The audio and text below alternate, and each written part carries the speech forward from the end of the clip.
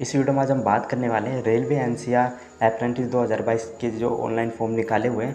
तो कई बार जो हमारे कैंडिडेट्स हैं वो यहाँ पर कंफ्यूज रहते हैं कि जो रेलवे एनसीआर के पीछे अप्रेंटिस वर्ड लगा हुआ है इसका मतलब क्या है। तो चलिए मैं इसका आज आपको मतलब बता देता हूँ। जो हमारा अप्रेंटिस वर्ड इसके पीछे लगा हुआ है इसका मतलब आपकी ये कोई परमानेंट जॉब नहीं होती है। इस फॉर्म अगर आप अप्लाई करते हैं, जब भी अगर आपका यहाँ पर सिलेक्शन हो जाता है तो आपको 1 ईयर की यहाँ पर ट्रेनिंग कराई जाती है और उसके बाद आपके पास एक सर्टिफिकेट दिया जाता है। और सर्टिफिकेट का ये प्रॉफिट होता है, जब भी रेलवे के अंदर वैकेंसी निकाली जाती है तो इस फॉर्म की वजह से सर्टिफिकेट जो आपको मिलता है उसकी वजह से आपको यहाँ पर 20% छूट देखने को मिल जाती है, जिससे आपका सिलेक्शन वहाँ पर जल्दी हो पाता है। क्योंकि बहुत कम कैंडिडेट्स इस अप्लाई के अप्रेंटिस की पोस्ट के लिए यहाँ पर अप्लाई करते हैं। तो चलिए वीडियो को स्टार्ट करते हैं। आप तक आपको समझ आ गया होगा। तो रेलवे एनसीआर की हमारी क्या इंपॉर्टेंट डेट रहने वाली है उसके बारे में यहाँ पर बात कर लेते हैं। जो हमारी ओपनिंग डेट रहेगी, कब से हमारे फॉर्म भरना स्टार्ट हो जाएंगे, तो 2 तारीख से हमारे फॉर्म भरना स्टार्ट हो गए हैं। मतलब 2 जुलाई से यहाँ पर फॉर्म भरना स्टार्ट हो गए हैं। और कब तक हमारे फॉर्म भरे जाएंगे, तो 1 अगस्त तक आपके यहाँ पर फॉर्म भरे जाने हैं। तो 1 अगस्त से पहले पहले आपको इस पोस्ट के लिए फॉर्म के लिए यहाँ पर अप्लाई कर देना है। फ़ीस क्राइटेरिया क्या रहेगा, जो हमारी फ़ीस रहने वाली है, अगर सबसे पहले जान लेते हैं। जो हमारी फ़ीस रहेगी नॉन रिफंडेबल रहेगी और 100 रुपये आपको यहाँ पर पे करने होंगे। और जैसे एससी कैंडिडेट हैं उनको यहाँ पर एक भी फ़ीस देने की ज़रूरत नहीं है, उनके लिए यहाँ पर कोई फ़ीस नहीं है। अगर एलिजिबिलिटी क्राइटेरिया की बात करें, हमारी एज क्या रहेगी, तो एज आपकी 15 से 24 साल के बीच आपकी यहाँ पर एज होनी चाहिए। और जो आपकी एज काउंट होगी वो 1 अगस्त 2022 तक आपकी एज काउंट की जाएगी। उससे पहले आप 24 से 15 साल के बीच होने चाहिए। अब यहाँ पर बात कर लेते हैं।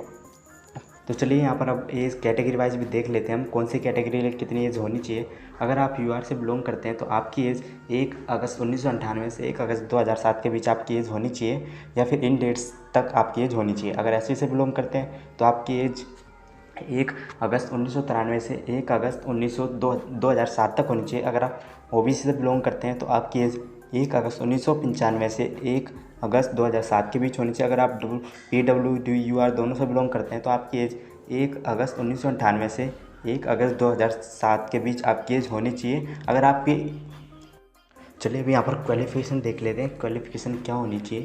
तो अगर क्वालिफ़िकेशन की बात करें तो आपका यहाँ पर 10 प्लस होना चाहिए। मिनिमम 50% आपके मार्क्स होने चाहिए 10th में, या फिर आपके पास आईआईटी का सर्टिफिकेट होना चाहिए। आईआईटी अगर आपने कर रखी है 50% मार्क्स आपके आईआईटी में भी यहाँ पर ज़रूरी है। और नीचे इन्होंने बोला भी है technical qualification IIT certificate, national trade certificate, affiliate to NCVT SCVT is compulsory in relative age under. क्योंकि इनमें जो हमारे पोस्ट है, जो ट्रेड निकाली गई है, उनमें आईआईटी के अलग अलग ट्रेड मांगी गई है। तो उसके लिए यहाँ पर आपके जो उसके हिसाब से जो ट्रेड मांगी गई है वो आपके पास उसका क्या होना चाहिए, आईआईटी सर्टिफिकेट होना चाहिए।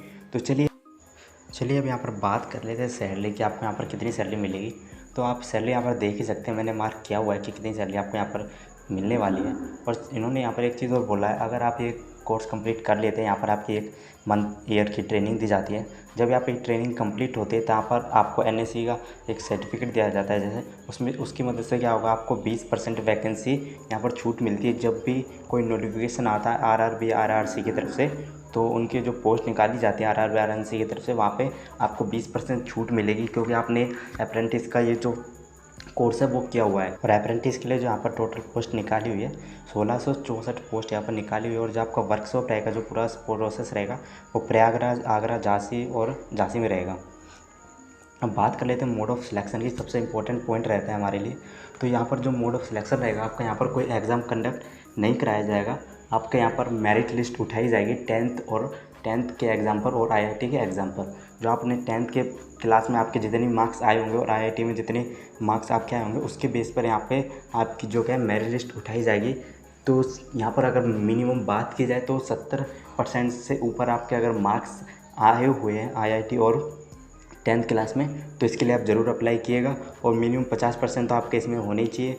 अगर और भी जो कुछ ट्रेड है जिसमें 8th क्लास पास मांगा हुआ है, तो उसके लिए भी 8th class pass plus IIT है, वो भी अप्लाई कर सकते हैं। और जो शॉर्ट लिस्टेड कैंडिडेट्स हैं उनको डॉक्यूमेंट वेरिफिकेशन के लिए भी यहाँ पर बुलाया जाएगा। जब अगर किसी भी कैंडिडेट्स के मार्क्स सेम पाए जाते हैं तो उनको जो सबसे ज़्यादा जिसकी उम्र होगी उसको यहाँ पर ले लिया जाएगा, और जिसकी कम उम्र होगी उसको यहाँ से हटा दिया जाएगा।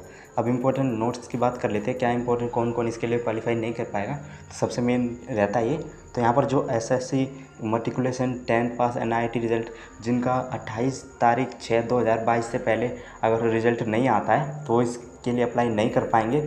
और जो एप्लीकेंट फेल हो गए आईआईटी में वो भी यहाँ पर अप्लाई नहीं कर पाएंगे। और जो engineer graduate and diploma holder are not eligible for to apply for apprentice in response to this notification as they are government to separate scheme of apprentice. जो इंजीनियरिंग ग्रेजुएट और अप्रेंटिस होल्डर वो भी इस post के लिए यहाँ पर apply नहीं कर पाएंगे। तो आई होप आपको वीडियो अच्छी लगी हो तो चैनल को सब्सक्राइब करें, बेल आइकन को प्रेस करें सबसे पहले नोटिफिकेशन पाने के लिए।